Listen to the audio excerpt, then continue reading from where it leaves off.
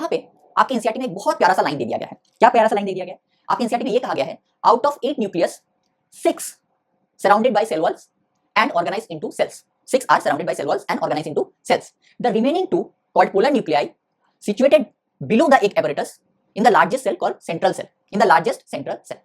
अब यहाँ पे एक लाइन पे हमें गौर करना है। यहाँ पे क्या दिया गया है? एक वर्ड पे हमें गौर करना है। यहाँ पे दिया गया है कि 2 polar nuclei situated below the egg apparatus.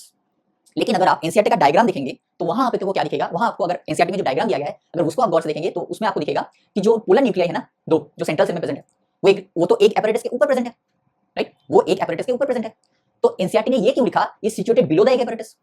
तो यहीं पे काम आता है हमारा लास्ट वाला लेक्चर, जहां पे मैंने इन डिटेल में डिस्कस किया था टाइप्स ऑफ ओव्यूल को। टाइप्स ऑफ ओव्यूल आपके सिलेबस में नहीं था, लेकिन फिर भी मैंने डिस्कस किया। क्यों डिस्कस किया? बिकॉज अगर टाइप्स ऑफ ओव्यूल आपको नहीं पता है, अगर ओव्यूल का एंगल आपको नहीं पता है कि हर एक ओव्यूल का फॉर्मेशन कैसा होता है, ये आपको नहीं पता है, तो ये लाइन आपको समझ में नहीं आएगा और आप एग्जाम में गलत टिक करके आओगे। क्योंकि आपके दिमाग में चलेगा एनसीईआरटी का डायग्राम कि हाँ भाई एनसीईआरटी का डायग्राम ऐसा था, एक एपैरेटस तो नीचे था और उसके ऊपर थे पोलर न्यूक्लियाई, लेकिन एनसीईआरटी में ऐसा क्यों लिखा है कि पोलर न्यूक्लियाई जो होंगे वो एक एपैरेटस के नीचे होंगे?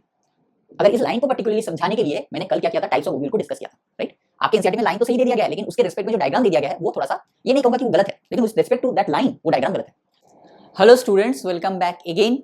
लास्ट वीडियो में हम लोगों ने डिस्कस किया था गाइनोइशियम के बारे में, उसके बाद हमने देखा था कार्पेल्स को, जहां हमने कार्पेल्स के अलग अलग स्ट्रक्चर को डिस्कस किया था, राइट? उसके बाद हमने देखा मेगास्पोरेंजियम को, जहां हमने मेगास्पोरेंजियम या ओव्यूल का स्ट्रक्चर को इन डिटेल में डिस्कस किया, वो भी डायग्राम के साथ।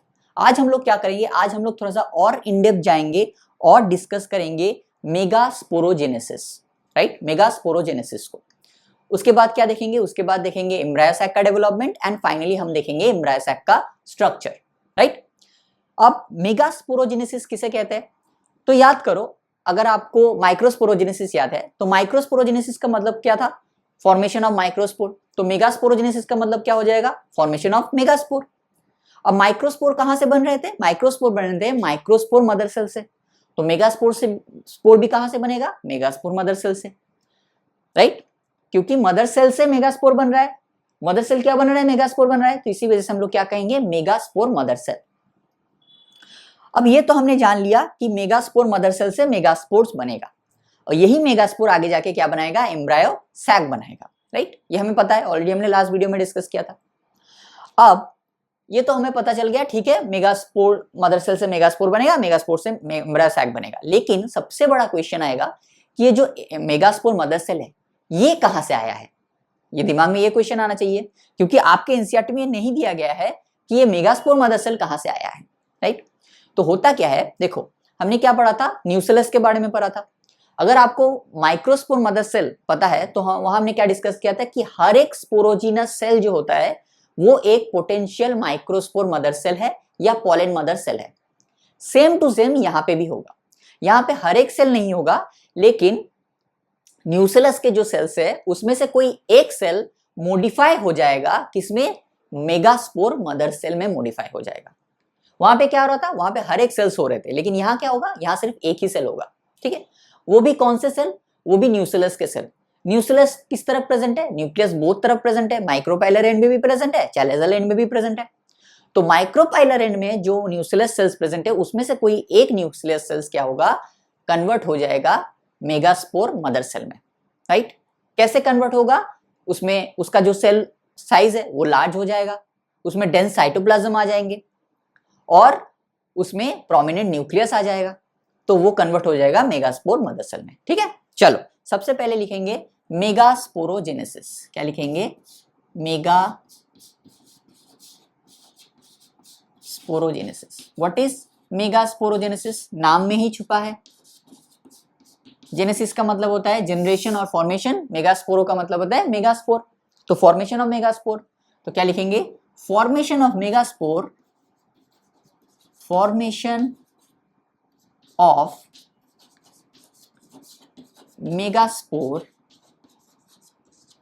megaspores from megaspore mother cells, megaspore mother cell, इसको हम लोग प्यार से क्या बोलते हैं? MMC, megaspore mother cell is called what? Is called megasporogenesis. Is called what? Is called megasporogenesis, right. Formation of megaspores from megaspore mother cell is called megasporogenesis. यही होता है कि मेगास्पोर मदर सेल से megaspore बनने को ही हम लोग क्या बोलते हैं, मेगास्पोरोजेनेसिस बोलते हैं। अब ये मेगास्पोरो या मेगास्पोर मदर सेल आया कहां से, यही क्वेश्चन था कि ये मेगास्पोर मदर सेल या एमएमसी कहां से आया है। तो उसका आंसर क्या हो जाएगा, देखो ये एनसीईआरटी में नहीं है तो आप जरा अच्छे से लिखो इस चीज को। One cell from nucellus, one cell of nucellus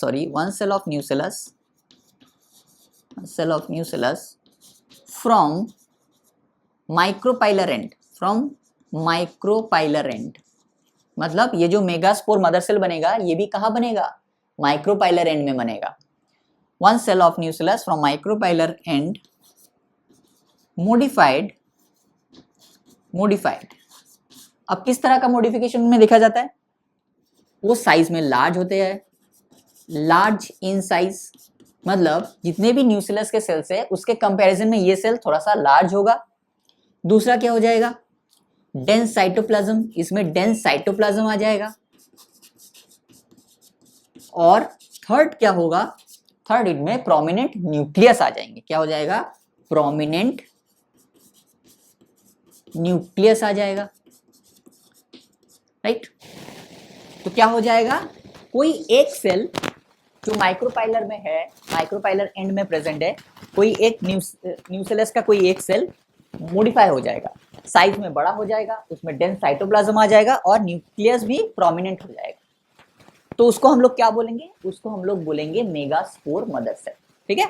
one cell of nucellus from micropylar end becomes modified, और ये वो सारे मॉडिफिकेशन है, एंड बिकम्स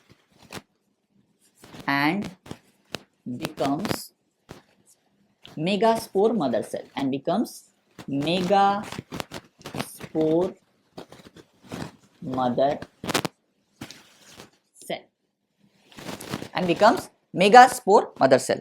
तो हमारा काम क्या था, हमारा काम था सबसे पहले मेगास्पोर मदर सेल बनाना, ये हमारा पहला काम था। लेकिन हम यहाँ पे कर क्या रहे हैं, हम यहाँ पे कर रहे हैं मेगास्पोरोजेनेसिस। मतलब अब हमें क्या करना है, अब हमें इस मेगास्पोर मदर सेल से मेगास्पोर्स बनाने हैं। वो कैसे बनेगा, वो हम लोग डायग्राम में इन डिटेल में देखेंगे, ठीक है। इस साइड पे डायग्राम ड्रॉ करते हैं। सबसे पहले क्या ड्रॉ करेंगे, सबसे पहले मेगास्पोर मदर सेल को ड्रॉ करते हैं। सबसे पहले ये आ गया मेगास्पोर मदर सेल, देखो कितना बड़ा है, साइज में कितना बड़ा है, और इसमें एक प्रोमिनेंट न्यूक्लियस भी है और डेंस साइटोप्लाज्म भी है। तो ड्राइंग से ही सारी चीज पता चल गई। अब ये अगर मेगास्पोर मदर सेल है तो उसके आसपास कौन होगा, न्यूसेलस के सेल्स होंगे, बिकॉज ये कहां से आया है, ये न्यूसेलस के सेल से ही तो आया है। तो ये क्या हो जाएंगे, ये न्यूसेलस के सेल्स हो जाएंगे, राइट। ये क्या हो जाएंगे, ये न्यूसेलस के सेल्स होंगे।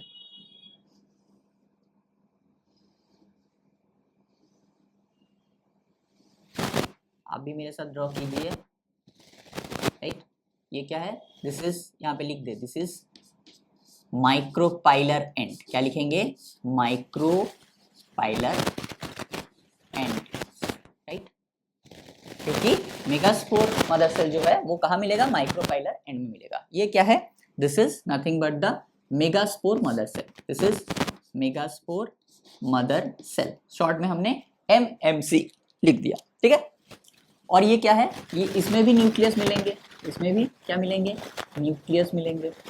लेकिन इसका जो न्यूक्लियस है थोड़ा सा साइज में छोटा होगा, इसी वजह से इसको हम लोग प्रोमिनेंट न्यूक्लियस बोल रहे हैं। तो ये क्या है, nucellus, this is nothing but the nucellus,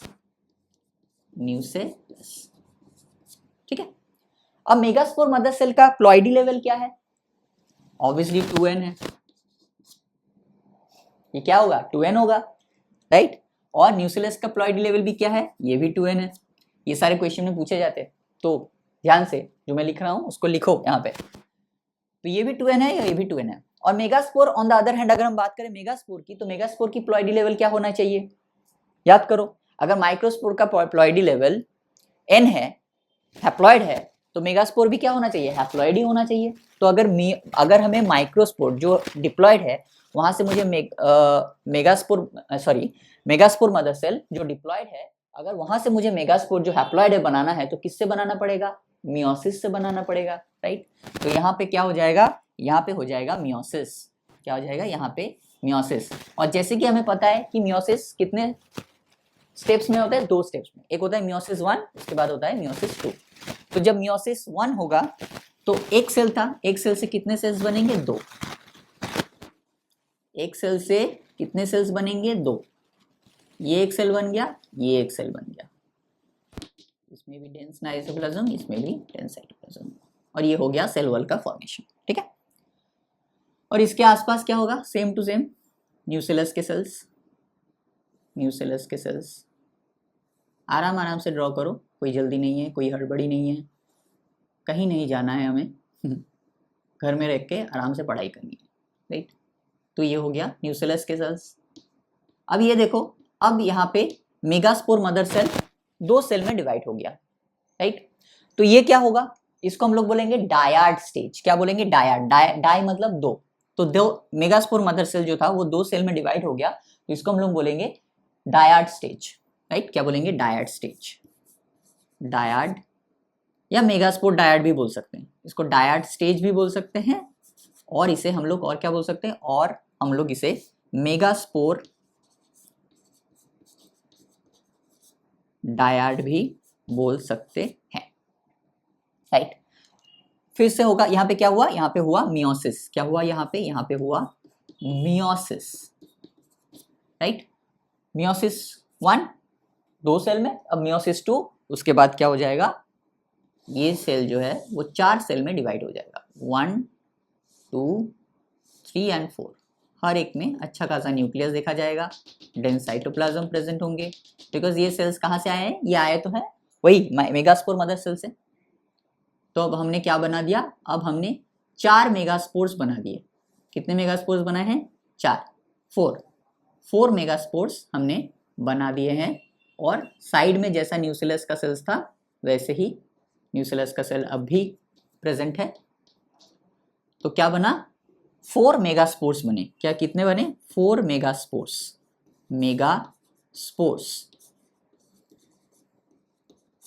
right. और इसे हम लोग क्या बोल सकते हैं, इसे हम लीनियर टेट्राड भी बोल सकते हैं। लीनियर टेट्राड क्यों, बिकॉज देखो यहाँ पे 4 सेल है, 1 2 3 4, तो टेट्राड। और लीनियर इसलिए बिकॉज एक के ऊपर दूसरा, दूसरे के ऊपर तीसरा, तीसरे के ऊपर चौथा प्रेजेंट, इसी वजह से इसे हम क्या बोल सकते हैं, लीनियर टेट्राड भी बोल सकते हैं, लीनियर टेट्राड भी बोल सकते हैं। और ये मेगास्पोर्स का प्लॉइड लेवल क्या होगा, हर एक मेगास्पोर्स का n। तो 2n क्या था, मेगास्पोर मदर सेल का प्लॉइडी लेवल, न्यूसेलस का प्लॉइडी लेवल क्या था, 2n। यहां से हमने क्या किया, मियोसिस, और मियोसिस से हमने क्या बना दिया, मेगास्पोर्स बना दिए जिसके प्लॉइडी लेवल है n, राइट। अब यहाँ पे एक क्वेश्चन पूछा जाता है कि यहाँ पे ये जो मियोसिस हुआ है, यहाँ पे ये जो मियोसिस हुआ है इसका इंपॉर्टेंस क्या है। अगर यहाँ पे ये जो मियोसिस हुआ है, इस मियोसिस का इंपॉर्टेंस क्या है, इस मियोसिस का इंपॉर्टेंस यही है कि ये जो प्लॉइडी लेवल है, ये जो प्लॉइडी लेवल है ये क्या करता है, डिप्लॉयड मेगास्पोर मदर सेल से हैप्लॉयड मेगास्पोर्स बनाते हैं। क्यों, बिकॉज यही मेगास्पोर आगे जाके क्या बनाएगा, एम्ब्रायो सैक बनाएगा, जो क्या है, जो फीमेल गैमेटोफाइट को रिप्रेजेंट करेगा। उसको भी क्या होना चाहिए, उसका भी प्लॉइडी लेवल n होना चाहिए, क्योंकि उसके अंदर जो फीमेल गैमेट्स बनेंगे उसका भी प्लॉइडी लेवल n होगा, राइट। तो अगर यहाँ पे मियोसिस नहीं होगा तो यह क्या हो जाएगा, ये डिप्लॉयड हो जाएगा। अगर ये डिप्लॉयड हो गया तो एम्ब्रायो सैक डिप्लॉयड हो जाएगा, अगर एम्ब्रायो सैक डिप्लॉयड हो गया तो उसके अंदर एग भी डिप्लॉयड हो जाएंगे। तो इसी वजह से क्या होगा, इसी वजह से यहाँ पे मियोसिस होता है to ensure it ensures the formation of haploid megaspores. तो क्या लिखेंगे, इसका इंपॉर्टेंस क्या है मियोसिस का, इसका इंपॉर्टेंस क्या होता है,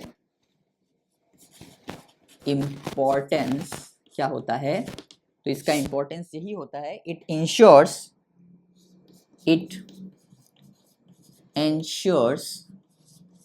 the formation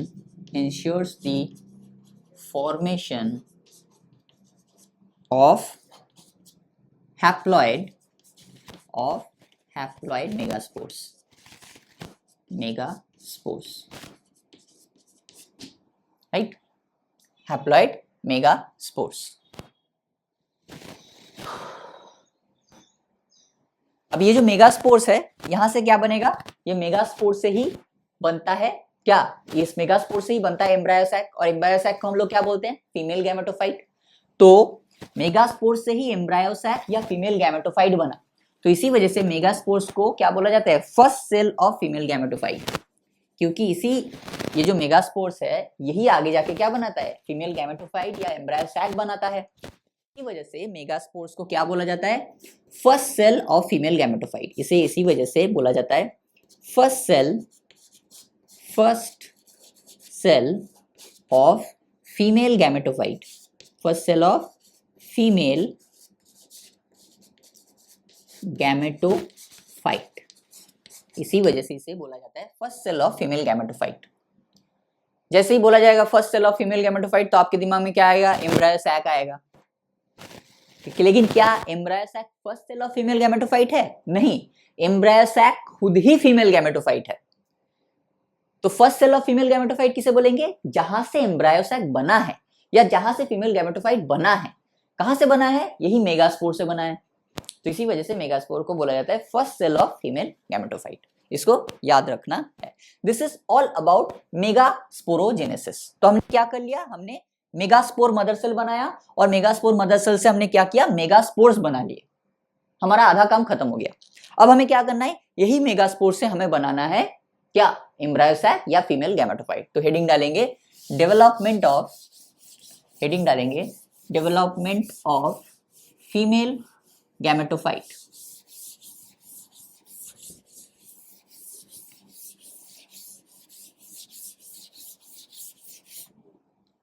क्या हेडिंग डालेंगे, development of female gametophyte.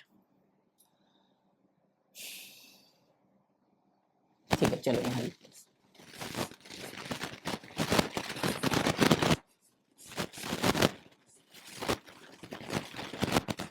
Development of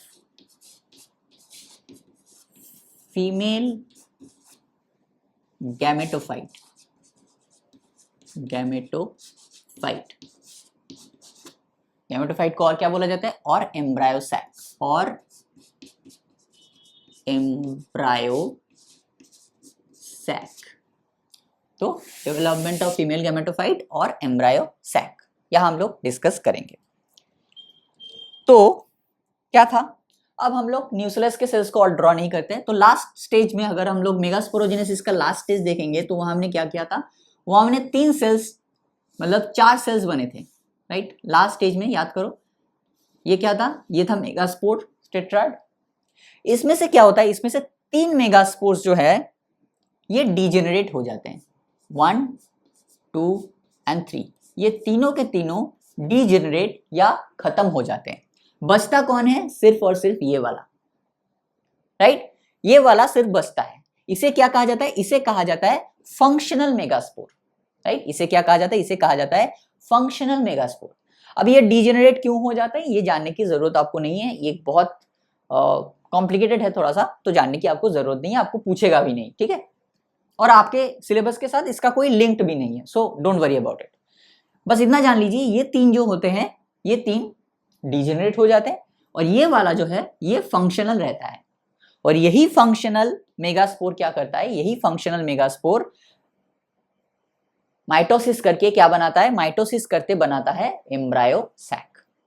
क्या बनाता है, माइटोसिस करके बनाता है embryo sac.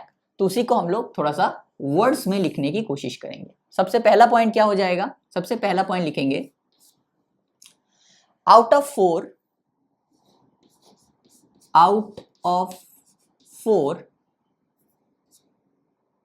3 megaspores are degenerate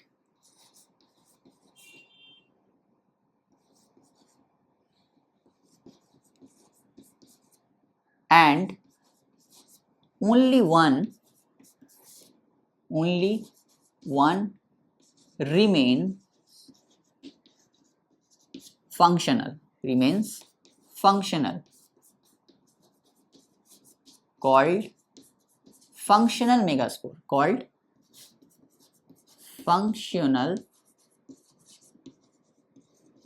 megaspore, called functional megaspore, right? Called functional megaspore. यही functional megaspore क्या करेगा?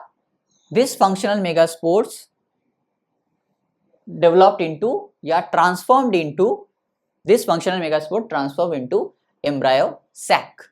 This functional megaspore, this functional megaspores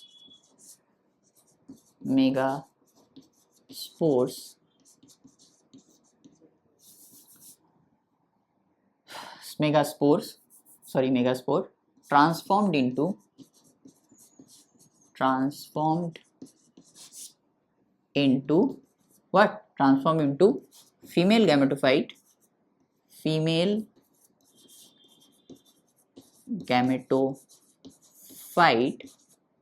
और एम्ब्रायो सैक। ये कैसे बनेगा अभी कुछ ही देर में हम लोग देखेंगे, डोंट वरी। यही फंक्शनल मेगास्पोर क्या करेगा? ट्रांसफॉर्म इनटू फीमेल गैमेटोफाइट और एम्ब्रायो सैक, राइट।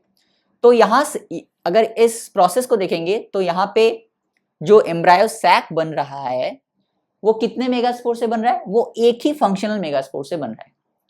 तो अगर एक फंक्शनल मेगास्पोर से या एक मेगास्पोर से अगर एम्ब्रायो सैक बनता है तो उसको हम लोग बोलते हैं मोनोस्पोरिक डेवलपमेंट। मोनो मतलब वन, स्पोरिक मतलब मेगास्पोर, मतलब one megaspore involve in the formation of embryo sac. Monosporic, mono मतलब वन, स्पोरिक मतलब मेगास्पोर, मतलब one megaspore involve in the formation of embryo sac. इस टाइप ऑफ डेवलपमेंट को हम लोग बोलते हैं मोनोस्पोरिक डेवलपमेंट। अगर मान लो दो मेगास्पोर्स इन्वॉल्व होते तो हम लोग बोलते बाइस्पोरिक। अगर तीन होते ट्राई, चार होते टेट्रा, चार से ज्यादा पॉली, ऐसे बोल सकते हैं। लेकिन आपको उतना ज्यादा जानने की जरूरत नहीं है, आपको सिर्फ ये जानने की जरूरत है the formation of embryo sac, the formation of embryo sac from a single megaspore,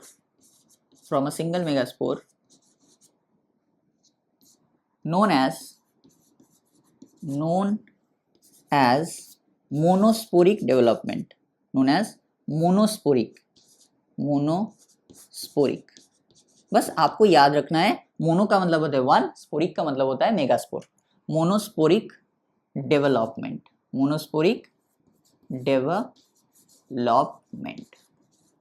इसे क्या कहा जाता है? मोनोस्पोरिक डेवलपमेंट कहा जाता है।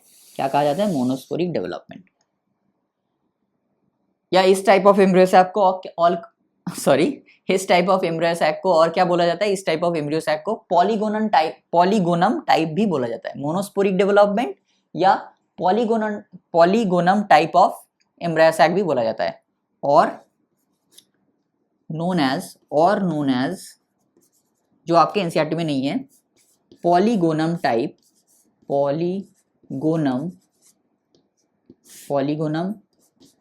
साइंटिफिक नेम है तो अंडरलाइन मत करना भूलिएगा। Polygonum type of embryo sac. क्यों इसे पॉलीगोनम टाइप कहा जाता है? बिकॉज पॉलीगोनम एक प्लांट है जिसके अंदर ये पहली बार देखा गया था, तो उसी प्लांट के ऊपर इसका नाम रख दिया गया है polygonum type of embryo sac. That's it. जो ये वाला पोर्शन आपके एनसीईआरटी में नहीं है, ये थोड़ा सा एक्स्ट्रा है। आप चाहो तो लिख भी सकते हो, नहीं भी लिख सकते हो, लिख ही दो, क्या फर्क पड़ता है उससे, राइट। तो क्या पढ़ा हमने? चार मेगास्पोर में से सिर्फ एक ही फंक्शनल रह जाते हैं और बाकी तीन डीजेनरेट हो जाते हैं। ये जो फंक्शनल रहता है यही आगे जाके क्या बनाता है? आपका एम्ब्रायो सैक बनाता है।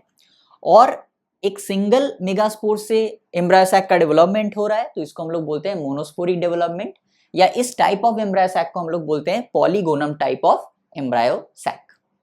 क्लियर है? अब क्वेश्चन आता है कि ये मेगास्पोर से ये जो एम्ब्रायो सैक ये कैसे बना, तो उसी को हम लोग यहाँ पे डिस्कस करेंगे। देखो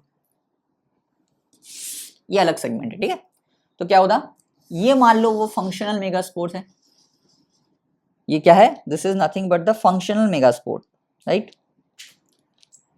this is nothing but the functional megaspore, functional megaspore.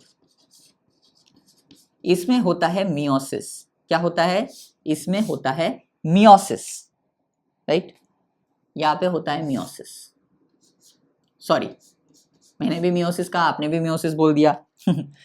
Megaspore का प्लॉइडी लेवल क्या होता है, एन होता है, तो क्या एन में मियोसिस हो सकता है, नहीं हो सकता है, राइट। मेगास्पोर का प्लॉइडी लेवल एन होता है, तो यहाँ पे क्या होगा, यहाँ पे होगा माइटोसिस। तो क्या होता है, यहाँ पे होता है माइटोसिस। और माइटोसिस से क्या बनता है, माइटोसिस से दो सेल्स बनते हैं, कितने बनते हैं, दो न्यूक्लियस बनते हैं। कहाँ बनते हैं, बीच में बनते हैं, यहाँ। लेकिन ये सेल था, यहाँ पे माइटोसिस हुआ तो दो सेल्स बन गए। जैसे ही ये दो सेल्स बनते हैं, ये दो सेल्स क्या करते हैं, एक सेल, एक न्यूक्लियस इस पोल में चला जाता है, दूसरा न्यूक्लियस इस पोल में चला आता है, राइट। क्लियर है, समझो अच्छे, ये वाला, इस वाले पार्ट को अच्छे से समझने की कोशिश करो। ये फंक्शनल मेगास्पोर है, जो क्या है, जो हैप्लॉइड है, ठीक है। तो यहाँ पे क्या होगा, माइटोसिस होगा। यहाँ पे माइटोसिस हुआ, फंक्शनल मेगास्पोर ने क्या किया, उसका न्यूक्लियस डिवाइड होके दो न्यूक्लियस में कन्वर्ट हो गया, सेंटर में ही। लेकिन डिवाइड होने के बाद या दो न्यूक्लियस फॉर्मेशन होने के बाद एक न्यूक्लियस कहाँ चला जाएगा, यहाँ, और दूसरा कहाँ चला जाएगा, यहाँ। तो क्या लिखेंगे, बोथ द न्यूक्लियाई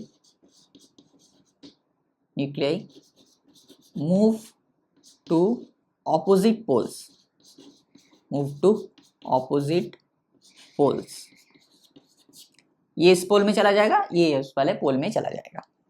अब क्या होगा, अब होगा फिर माइटोसिस होगा, क्या हो जाएगा, और इसको क्या बोला जाता है, इसको बोला जाता है टू न्यूक्लिएट स्टेज। इसको क्या बोला जाता है, इसे कहा जाता है टू न्यूक्लिएट स्टेज, बिकॉज इसमें दो न्यूक्लियस है, तो इसे बोला जाता है टू न्यूक्लिएट स्टेज। यहाँ पे क्या होगा, यहाँ पे फिर से माइटोसिस होगा, माइटोसिस, और माइटोसिस से क्या होगा, अब ये जो न्यूक्लियस है, एक न्यूक्लियस यहाँ चला गया था और एक न्यूक्लियस यहाँ चला गया था, तो एक डिवाइड करके दो बनाएगा, तो यहाँ पे भी दो न्यूक्लियस आ जाएंगे और यहाँ पे भी दो न्यूक्लियस आ जाएंगे। फिर से क्या होगा, फिर से होगा माइटोसिस, क्या होगा, फिर से यहाँ पे होगा माइटोसिस, फिर से क्या होगा, फिर से होगा माइटोसिस। और तो कितने सेल्स बनेंगे, इससे दो, ये इससे भी दो, इससे भी दो, इससे भी दो, तो टोटल 8 सेल्स बनेंगे। 1 2 3 4, 1 2 3 4, टोटल 8 सेल्स बन गए, राइट। इसको क्या बोला जाता है, इसको बोला जाता है 4 न्यूक्लिएट स्टेज। क्या बोला जाता है इसे बोला जाता है, इसे 2 न्यूक्लिएट, बिकॉज दो न्यूक्लियस है, इसको बोला जाता है 4 न्यूक्लिएट स्टेज। क्या बोला जाता है, 4 न्यूक्लिएट स्टेज। और फिर से माइटोसिस होगा तो बनेगा 8 न्यूक्लिएट स्टेज, न्यूक्लिएट स्टेज। और यहीं पे माइटोसिस हो जाता है खत्म, ठीक है। ये 8 न्यूक्लियस जैसे ही बन जाता है, 8 न्यूक्लियस जैसे ही बन जाता है, माइटोसिस खत्म हो जाता है। इसके बाद और माइटोसिस नहीं होता है। अब ये जो 8 न्यूक्लियस है, यही 8 न्यूक्लियस अलग अलग जगह पे जाके सेटल होने के बाद एक एम्ब्रायो सैक का डेवलपमेंट करते हैं। मतलब इसी को हम लोग एम्ब्रायो सैक बोल सकते हैं। हालांकि यहाँ पे सेल वॉल का फॉर्मेशन नहीं हुआ है, हालांकि यहाँ पे कोई भी पर्टिकुलर सेल्स हमने नहीं देख सकते, लेकिन न्यूक्लियस जो है वो 8 ही होते हैं एक एम्ब्रायो सैक में। तो इसी वजह से ये 8 न्यूक्लिएट स्टेज में ये बंद हो जाता है, इसके बाद और माइटोसिस नहीं होता है। तो एक फेमस क्वेश्चन बनता है यहाँ से, क्या फेमस बनता है, यहाँ से क्वेश्चन ये बनता है कि एक मेगास्पोर से अगर हमें एक एम्ब्रायो सैक बनाना है, एम्ब्रायो सैक में कितने न्यूक्लियस होते हैं, 8 होते हैं, तो यहीं पे खत्म हो जाएगा। तो इसके बाद और तो माइटोसिस नहीं होगा। मतलब इसी को हम लोग बोल सकते हैं कि हाँ, यहाँ पे एक ओवरऑल एम्ब्रायो सैक का स्ट्रक्चर बन चुका है, अब इसका सिर्फ मॉडिफिकेशन होना बाकी है।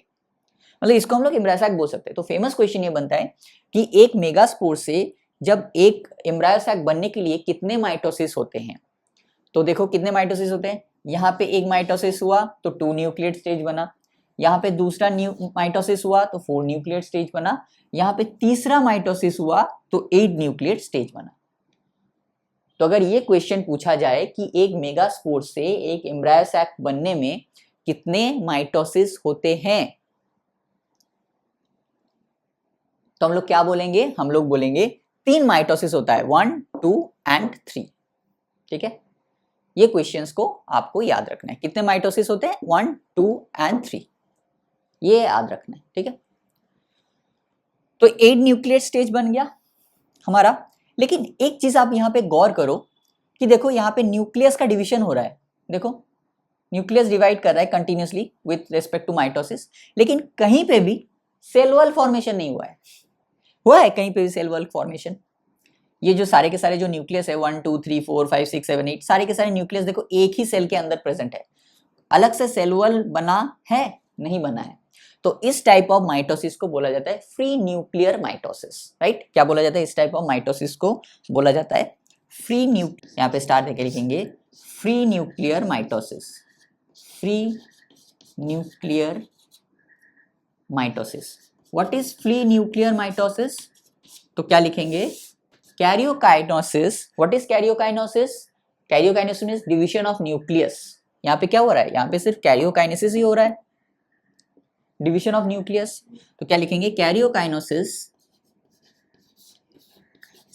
Karyokinesis is not immediately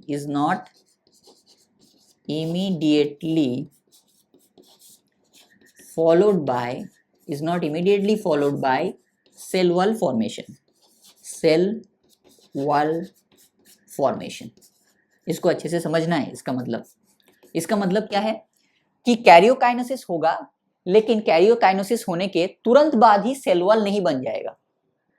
karyokinesis होगा लेकिन immediately is not immediately followed by cell wall formation. मतलब सेल वॉल का फॉर्मेशन जो है वो तो होगा, लेकिन इमीडिएटली नहीं होगा, कुछ देर बाद में होगा। क्लियर है? तो हम लोग गलती कहाँ करते हैं, हम लोग फ्री न्यूक्लियर माइटोसिस का मतलब क्या समझ लेते हैं, हम लोग ये समझ लेते हैं कि कैरियोकाइनेसिस होता रहेगा और सेल वॉल का फॉर्मेशन नहीं होगा, लेकिन ऐसा नहीं है। आपके एनसीईआरटी में क्लियरली बोला गया है karyokinesis is not immediately followed by cell wall formation. इसका मतलब क्या है, इसका मतलब है कि सेल वॉल का फॉर्मेशन तो होगा ही, लेकिन तुरंत कैरियोकाइनेसिस के बाद सेल वॉल का फॉर्मेशन नहीं होगा, सेल वॉल का फॉर्मेशन कुछ देर बाद होगा। ठीक है, मतलब यहाँ पे भी सेल वॉल का फॉर्मेशन नहीं हुआ, यहाँ पे भी नहीं हुआ, यहाँ पे भी नहीं हुआ, जैसे ही 8 न्यूक्लियर स्टेज बन गए इसके बाद होगा सेल वॉल का फॉर्मेशन। मतलब सेल वॉल फॉर्मेशन होगा लेकिन इमीडिएटली नहीं होगा, कुछ देर बाद होगा। सो that is called free nuclear mitosis.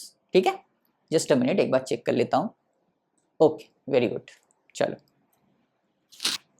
बार बार देखना पड़ता है कि कहीं बैटरी नहीं खत्म हो गया है। ठीक है, so this is all about 8 nuclear stage. मतलब ओवरऑल हमने हमारा प्रोडक्ट जो है बना लिया है। जितना रॉ मटेरियल हमें चाहिए था वो हमें मिल गया। हमें रॉ मटेरियल क्या चाहिए था, न्यूक्लियस। 8 न्यूक्लियस हमें चाहिए थे और 8 न्यूक्लियस हमें मिल चुके हैं। अब इस न्यूक्लियस को हमें सही जगह पे पोजीशनिंग करनी है, राइट, और उसके आसपास हमें सेल वॉल का फॉर्मेशन करना है। दैट्स इट, यही हमारा काम है जो हमें आगे जाके करना है। ठीक है, अब यहां पे मैं मिटा देता हूं। सो यहाँ पे एक मेगास्पोर से 8 न्यूक्लियर स्टेज बन गए, मतलब हमारा रॉ मटेरियल तैयार हो गया। अब हमें सिर्फ इसको ठीक सही जगह पे पुट करना है बस, और हमारा क्या बन जाएगा, और हमारा जो है हमारा बन जाएगा एम्ब्रायो सैक।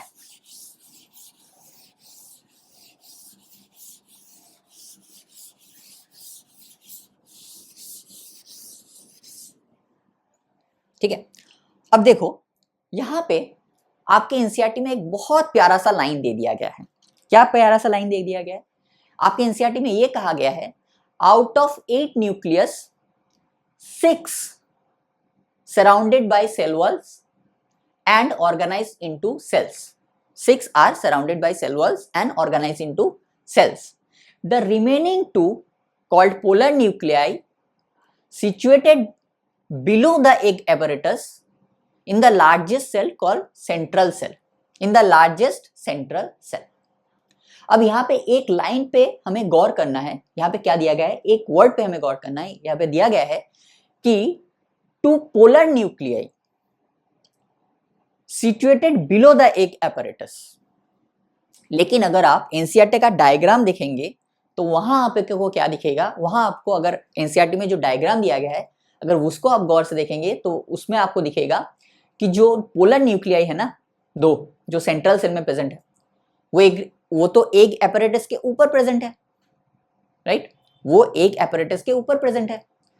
तो एनसीईआरटी ने ये क्यों लिखा, is situated below the egg apparatus। तो यहीं पे काम आता है हमारा लास्ट वाला लेक्चर, जहां पे मैंने इन डिटेल में डिस्कस किया था टाइप्स ऑफ ओव्यूल को। टाइप्स ऑफ ओव्यूल आपके सिलेबस में नहीं था, लेकिन फिर भी मैंने डिस्कस किया। क्यों डिस्कस किया, बिकॉज अगर टाइप्स ऑफ ओव्यूल आपको नहीं पता है, अगर ओव्यूल का एंगल आपको नहीं पता है कि हर एक ओव्यूल का फॉर्मेशन कैसा होता है, ये आपको नहीं पता है, तो ये लाइन आपको समझ में नहीं आएगा और आप एग्जाम में गलत टिक करके आओगे, क्योंकि आपके दिमाग में चलेगा एनसीईआरटी का डायग्राम कि हाँ भाई एनसीईआरटी का डायग्राम ऐसा था, एक apparatus तो नीचे था और उसके ऊपर थे पोलर न्यूक्लियाई। लेकिन एनसीईआरटी में ऐसा क्यों लिखा है कि पोलर न्यूक्लियाई जो होंगे वो एक apparatus के नीचे होंगे। अगर इस लाइन को पर्टिकुलरली समझाने के लिए मैंने कल क्या किया था, टाइप्स ऑफ ओव्यूल को डिस्कस किया था, राइट। आपके एनसीईआरटी में लाइन तो सही दे दिया गया है, लेकिन उसके रिस्पेक्ट में जो डायग्राम दे दिया गया है वो थोड़ा सा, ये नहीं कहूंगा कि वो गलत है, लेकिन उस रेस्पेक्ट टू दैट लाइन वो डायग्राम गलत है। अब वो डायग्राम गलत क्यों है वो हम लोग यहाँ पे डिस्कस करेंगे, ठीक है। चल सबसे पहले वो लाइन लिख लेते हैं, वो फेमस लाइन, बहुत फेमस लाइन है एनसीईआरटी का। क्या दे दिया गया है, वहां पे दे दिया गया है, यहाँ पे लिखते हैं, स्टार देके लिखते हैं, ठीक है, स्टार देके लिखते हैं। बहुत बहुत फेमस लाइन है। क्या दे दिया गया है, out of 6 nuclei, sorry out of 8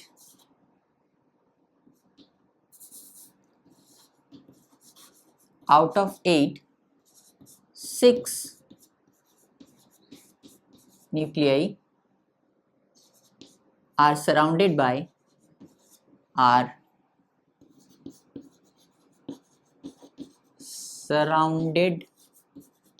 by cell walls and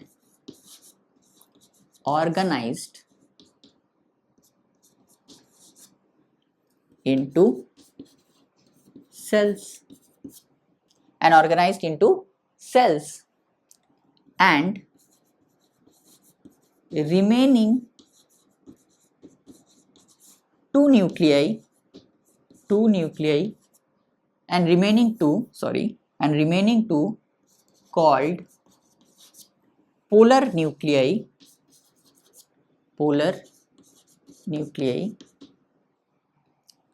situated below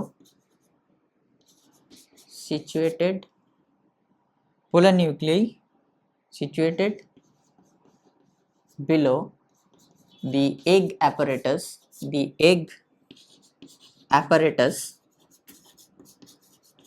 situated below the egg apparatus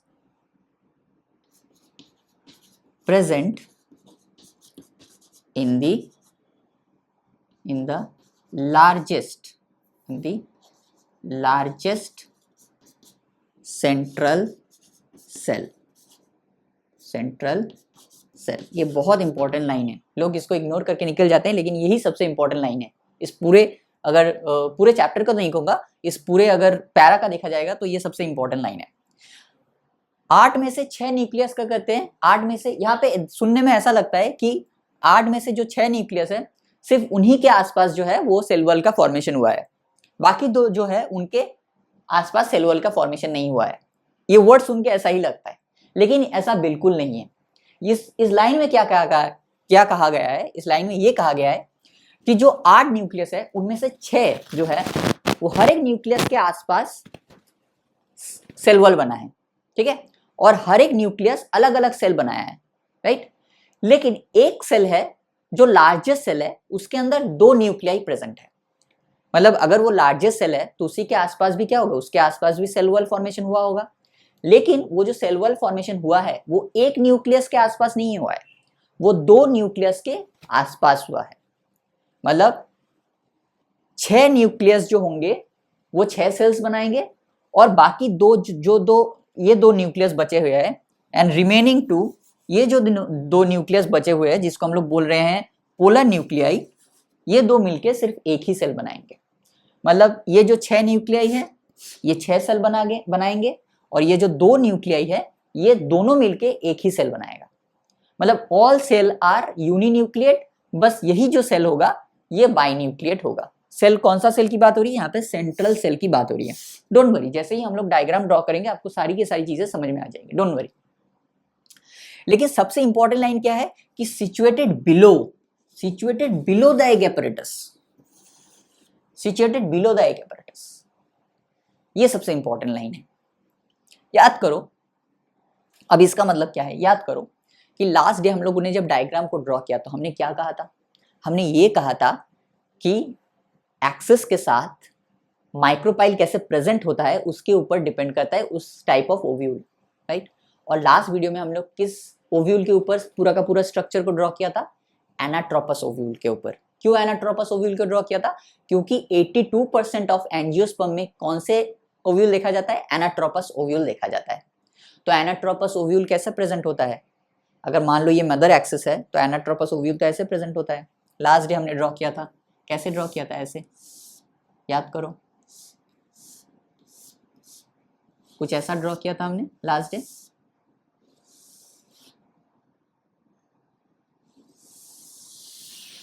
ऐसे ड्रॉ किया था। तो माइक्रोपाइल कहाँ था? माइक्रोपाइल ऊपर की तरफ था, और ये चैलेजा था, चैलेजा लेंथ था, राइट। लेकिन आपके एनसीईआरटी में जो एम्ब्रायो सैक का स्ट्रक्चर दे दिया गया है उसको बस आपको उल्टा लेना है। क्यों उलट लेना है? बिकॉज हमें यहाँ पे एनाट्रोपस ओव्यूल की बात कर रहे हैं। हमने अब तक जितने भी डिस्कशन हमने किया है थ्रू आउट दिस सेगमेंट, हमने सिर्फ और सिर्फ एनाट्रोपस ओव्यूल को दिमाग में रख के किया है। लेकिन जब एम्ब्रायो सैक की बारी आ गई तो आपके एनसीईआरटी ने क्या कर दिया? आपके एनसीईआरटी ने उसको ऑर्थोट्रोपस ओव्यूल जैसा बना दिया। मैं बताता हूँ क्या किया एनसीईआरटी ने। देखो, एनसीईआरटी ने कुछ ऐसा कर दिया है। इस डायग्राम को मिटाना नहीं चाहिए था, चलो ठीक है, फिर से एक बार ड्रॉ कर लेते हैं। थोड़ा सा गलत हो गया मुझसे,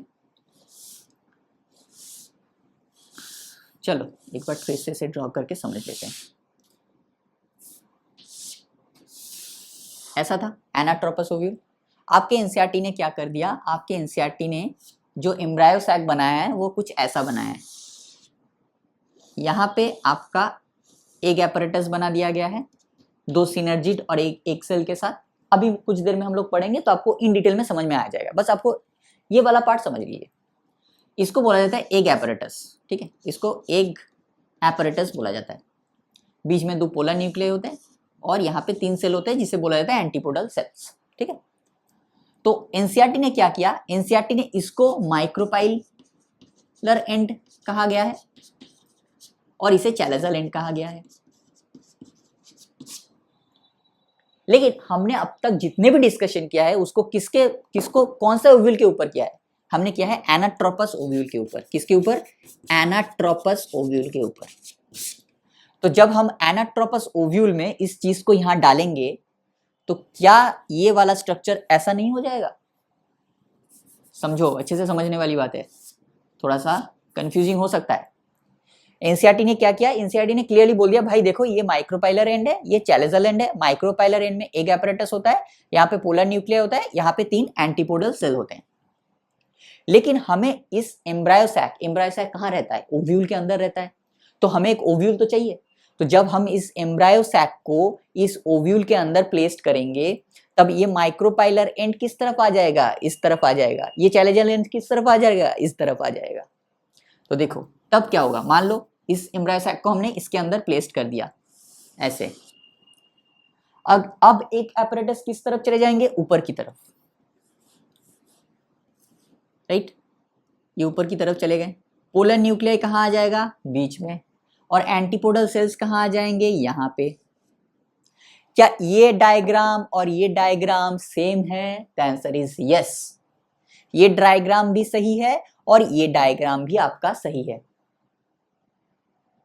बस हमने क्या किया, इस एम्ब्रायो सैक को लिया और एनाट्रोपस ओव्यूल के अंदर उसको फिट कर दिया।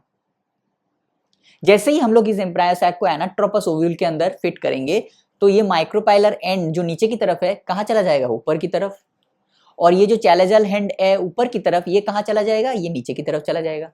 तो अब अगर इस डायग्राम को देखोगे, अब ये जो पोलर न्यूक्लियाई है ये कहां प्रेजेंट है, ये एग एपरेटस के नीचे प्रेजेंट है। आपके एनसीईआरटी में जो डायग्राम दिया है ये वाला, अकॉर्डिंग टू दिस डायग्राम आपका जो पोलर न्यूक्लियाई है ये दो कहां प्रेजेंट है, एग एपरेटस के ऊपर। लेकिन एनसीईआरटी ने क्या बोला, remaining to polar nuclei situated below the egg apparatus. तो इसका मतलब हमें यहाँ पे अपना दिमाग लगाना है, क्या करना है, इस एम्ब्रायो सैक को लेना है और हमें डाल देना है एनाट्रोपस ओव्यूल के अंदर। जैसे ही हम लोग इसको लेके एनाट्रोपस ओव्यूल के अंदर डालेंगे, ये जो माइक्रोपाइलर एंड है नीचे की तरफ, ये ऊपर की तरफ हो जाएगा, ये जो चैलेजल एंड है ऊपर की तरफ, ये नीचे की तरफ हो जाएगा। बिकॉज हमें पता है कि माइक्रोपाइलर मतलब एनाट्रोपस ओव्यूल में क्या होता है, theta is equal to 180 degree होगा। लास्ट लेक्चर में हमने डिस्कस किया था। तो बस यही डिफरेंस है, और एग्जाम में हम लोग ये डिफरेंस को अगर नहीं जानते हैं तो एग्जाम में हम लोग गलत टिक करके आ जाएंगे। क्यों? बिकॉज एनसीईआरटी के अकॉर्डिंग टू एनसीईआरटी का डायग्राम जो ये वाला है, ये पोलर न्यूक्लियाई तो एग एपरेटस के ऊपर है, लेकिन बोला ये जा रहा है कि बिलो द एग एपरेटस। तो क्या करेंगे, इस एम्ब्रायो सैक को यहाँ बिठाएंगे। जैसे ही बिठाएंगे ये वाला ऊपर चला जाएगा, ये वाला नीचे चला जाएगा, और जैसे ही आ जाएगा तो क्या होगा, ये हो जाएगा। और हम लोग एनाट्रोपस ओव्यूल के ही क्यों चुन रहे हैं, बिकॉज 82% ऑफ एंजियोस्पर्म में एनाट्रोपस ओव्यूल ही देखा जाता है। क्लियर है? चलो, सो दिस इज ऑल अबाउट, ये इसका इस पूरे सेगमेंट का बहुत इंपॉर्टेंट ये पार्ट था। अब हम लोग क्या डिस्कस करेंगे, अब हम लोग डिस्कस करेंगे स्ट्रक्चर ऑफ एक बार देख लेता हूं मैं, चलो चल रहा है। अब हम लोग डिस्कस करेंगे स्ट्रक्चर ऑफ एम्ब्रायो सैक। हमने कहाँ पे छोड़ा था, हमने 8 न्यूक्लियाई स्टेज पे छोड़ दिया था, राइट? 8 न्यूक्लियर स्टेज पे हमने छोड़ दिया था। तो हेडिंग डालिए, सी स्ट्रक्चर ऑफ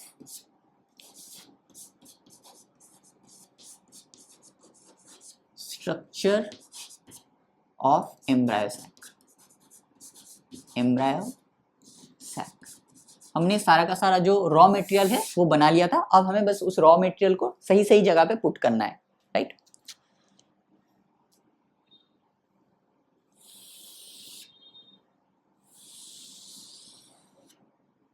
तो हमने क्या कहा, सबसे पहले लिख दो कि भाई ये माइक्रोपाइलर एंड है। ये क्या है भाई, ये भाई माइक्रोपाइलर एंड है। और ये क्या है, ये भाई चैलेजल एंड है, चैलेजल एंड है।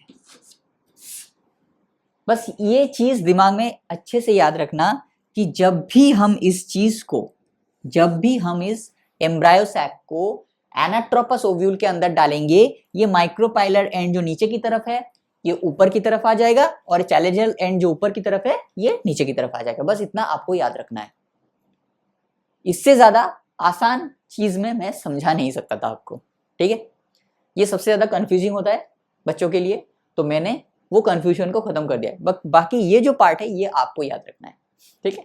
मैंने अपनी तरफ से पूरी मेहनत कर दी है। चल, तो अब क्या बोला हमने कि देखो, अब बीच में जो न्यूक्लियस है, ये न्यूक्लियस 1, ये न्यूक्लियस 2, बीच में जो न्यूक्लियस है इसको हम लोग पोलर न्यूक्लियाई क्यों बोल रहे हैं?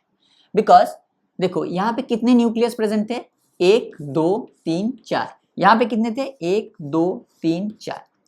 तो ये जो दो न्यूक्लियस है ना, एक न्यूक्लियस यहाँ से आया है और एक न्यूक्लियस यहाँ से आया है।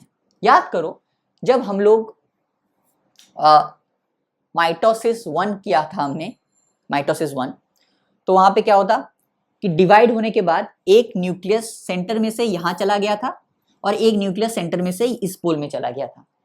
तो अब ये दोनों, इनके पास बहुत न्यूक्लियस आ चुका है, अब ये दोनों क्या करेंगे, सेंटर का कोई भी कर्ज अपने ऊपर नहीं रखेंगे। तो अब ये पोल, दोनों ही पोल बोलेगा कि भाई देख, सेंटर मतलब सेंटर को बोलेगा, ये पोल 1 है, ये पोल 2 है, ये सेंटर है। तो अब सेंटर को पोल 1 और पोल 2 क्या बोलेगा, पोल 2 पोल 1 एंड पोल 2 ये बोलेगा कि देख भाई, माइटोसिस 1 जब हुआ था तो हमारे पास एक भी न्यूक्लियस नहीं थे, तो इसी वजह से हम लोगों ने क्या किया था, थोड़े से एक एक न्यूक्लियस हमने उधार लिया था। अब हमारे पास 4 न्यूक्लियस है, तो अगर एक न्यूक्लियस हम दोनों दे भी देंगे तब भी हमारे पास 3 न्यूक्लियस रह जाएंगे। तो इसी वजह से हमने जो आपसे उधार लिया था एक न्यूक्लियस का, वो हम लोग लौटा रहे हैं। और कहां से लौटा रहे हैं? पोल से। So that is why they are known as polar nucleus, because they are coming from pole. ये पोल से, इस पोल से एक आएगा, इस पोल से एक आएगा, क्योंकि इसने भी एक उधार लिया था और इसने भी एक पोल न्यूक्लियस उधार लिया था। ठीक है, so that is why they are known as polar nucleus. ये चीज को याद रखना है, ठीक है, because they are coming from poles. और क्यों लौटा दिया गया? बिकॉज स्टार्टिंग में उधार लिया था, तो उधार तो लौटा नहीं पड़ेगा, राइट। यहां पे कितने सेल्स हो जाएंगे? यहां पे हो जाएंगे 3 cells. This is 1, this is 2 and this is 3। यहां पे हो गया 1 2 3, यहां पे 1 2, और यहां पे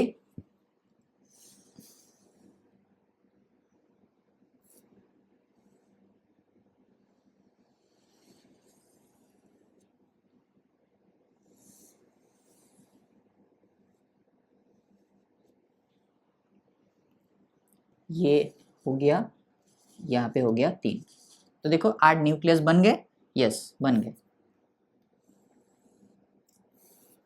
क्या 8 न्यूक्लियस बन गए? आठों क्या? यस, बन गए। 1 2 3 4 5 6 7 8। ठीक है, इनको हम लोग क्या बोल रहे हैं? इनको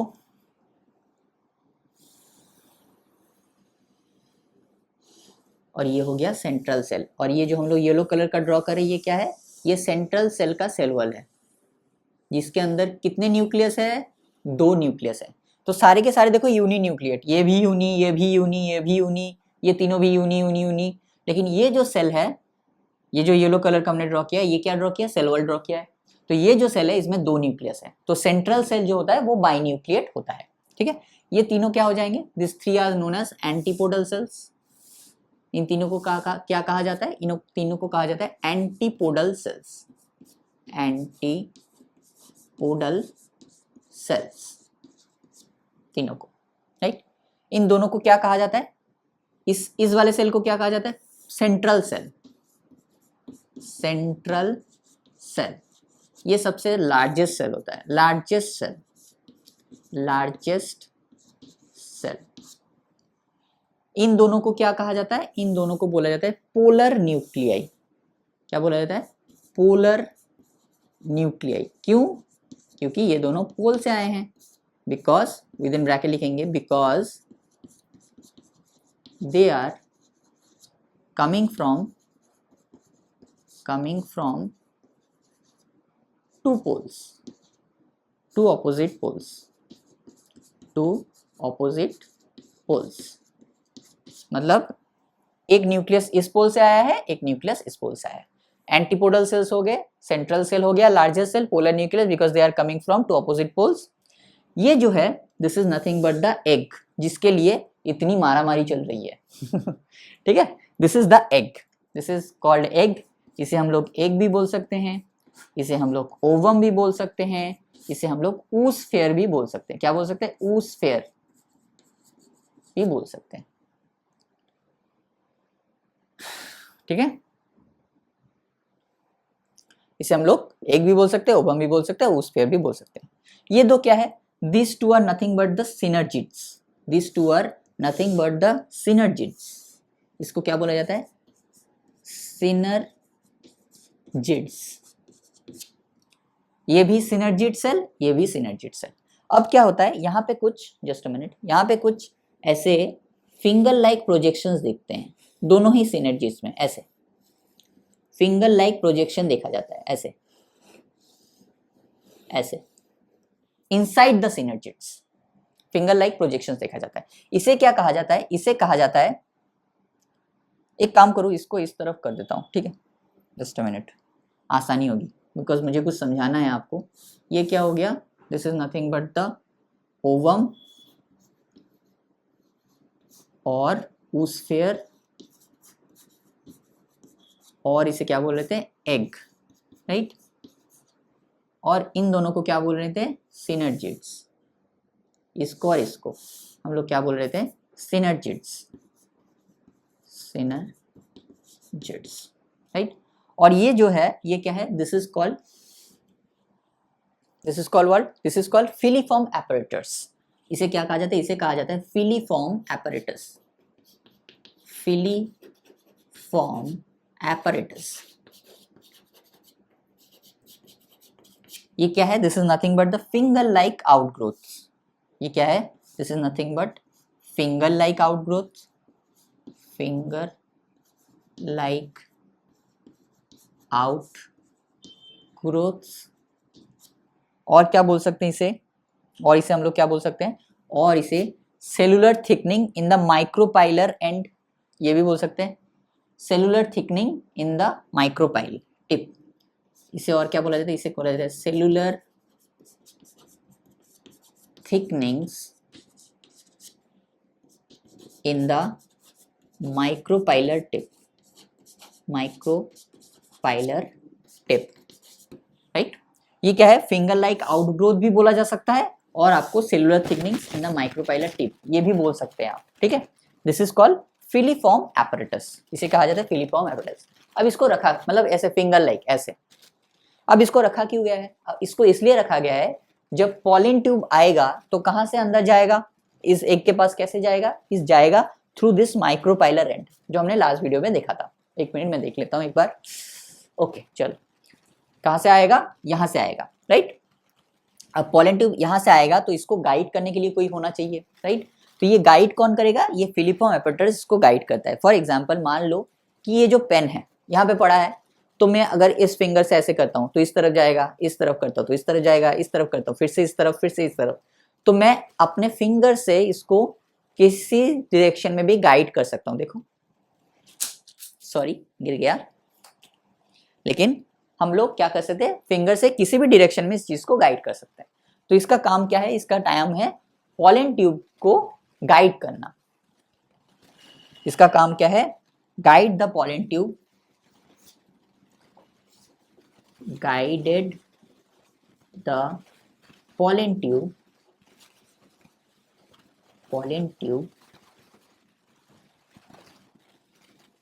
फॉर द एंट्री। तो क्या करता है, गाइड करता है, किससे गाइड करता है, ये पॉलन ट्यूब को गाइड करता है for the entry, guided the pollen tube for the entry. ये क्या करता है, ये पॉलन ट्यूब को गाइड करता है एंट्री के लिए। अब ये जो सिनर्जिड्स है और फिलीफॉर्म एपरेटस है और ये जो एग है, फिलीफॉर्म एपरेटस जो है वो सिनर्जिड्स का ही पार्ट है, ठीक है। लेकिन आपके एग एपरेटस में सिनर्जिड्स और एग को बोला गया है, लेकिन ये जो फिलीफॉर्म एपरेटर है वो एग का ही पार्ट है। If A is equal to B and B is equal to C, तो A is equal to automatically C हो जाएगा। तो सेम टू सेम यहाँ पे भी है, सिनर्जिड्स का पार्ट है फिलीफॉर्म एपरेटर और सिनर्जिड्स पार्ट है एग एपरेटस का। तो ऑटोमेटिकली फिलीफॉर्म एपरेटस जो है वो एक सिनर्जिड्स का पार्ट, मतलब एग एपरेटस का पार्ट हो जाएगा। तो क्या हो जाएगा, ये एग और ये सिनर्जिड्स जो है ये दो मिला के क्या बनाते हैं, ये दो मिला के बनाते हैं egg apparatus, egg apparatus, egg apparatus, ठीक है। ये जो एग है और ये जो दो सिनर्जिड के सेल है, ये तीनों मिला के और उसके साथ ये फिलीफॉर्म एपरेटस, ये तीनों मिला के क्या बनाते हैं, ये तीनों मिला के बनाते हैं एग एपरेटस। अब अगर आप इस एम्ब्रायो सैक को देखोगे तो आपको क्या दिखेगा कि एग एपरेटस के ऊपर प्रेजेंट है पोलर न्यूक्लियाई, राइट, यही लगेगा। लेकिन जैसे ही इस एम्ब्रायो सैक को हम लोग क्या करेंगे, एनाट्रोपस ओव्यूल के अंदर डालेंगे तो ये एम्ब्रायो सैक क्या हो जाएगा, उलट जाएगा, मतलब माइक्रोपाइलर एंड ऊपर की तरफ और चैलेजल एंड नीचे की तरफ आ जाएगा। तो जैसे ही अगर माइक्रोपाइलर एंड ऊपर की तरफ चला जाएगा तो एग एपरेटस भी कहाँ चला जाएगा, ऊपर की तरफ। और ये दो पोलर न्यूक्लियाई है ये कहाँ आ जाएंगे, ये एग एपरेटस के नीचे आ जाएंगे। तो इसी वजह से एनसीईआरटी ने वो लाइन को लिखा है, बिकॉज एनसीईआरटी ने जितनी भी डिस्कशन किया है या हम लोग जितने भी डिस्कशन किए हैं with respect to anatropous ovule हमने डिस्कस किया है। क्यों, बिकॉज 82% ऑफ एंजियोस्पर्म में एनाट्रोपस ओव्यूल ही देखा जाता है। So this is all about आज का लेक्चर, ठीक है। तो आज हमने क्या क्या डिस्कस किया, हमने डिस्कस किया मेगास्पोर, राइट, मेगास्पोरोजेनेसिस, उसके बाद हमने डिस्कस किया development of embryo sac and finally structure of embryo sac और फीमेल गैमेटोफाइट। ठीक है, तो आज का लेक्चर यहाँ तक रखते हैं, फिर मिलेंगे कल बोर्ड वर्क में, तब तक के लिए wish you all the very best and bye.